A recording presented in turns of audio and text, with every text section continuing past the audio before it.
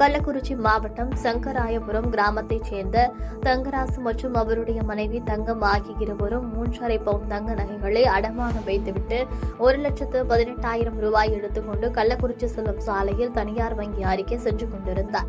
அப்போது இருசக்கர வாகனத்தில் ஹெல்மெட் அணிந்து வந்த 2 மர்ம நபர்கள் கைப்பையில் வைத்திருந்த 1,18,000 ரூபாய் பணத்தை பையுடன் பறித்து சென்றுள்ளனர்.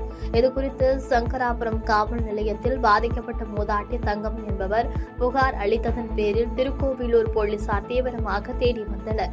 இந்த நிலையில் சந்தேகத்தின் பெயரில் சுற்றித் திரிந்த நந்தாவை பிடித்து விசாரணை நடத்தியதில் திடுக்கிடும் தகவல்கள் வெளியானது. மேலும் தனிப்படை காவலர்கள் நந்தாவை தொடர்ந்து விசாரணை செய்தபோது மூதாட்டியிடம் பணம் பறித்து சென்றது ஒப்புக்கொண்டார். மேலும் பல பகுதிகளில் கொள்ளை சம்பவத்தில் ஈடுபட்டு வந்தது தெரியவந்தது. இதனையடுத்து கைது செய்து திருக்கோவிலூர் கிளை சிறையில் அடைத்தனர்.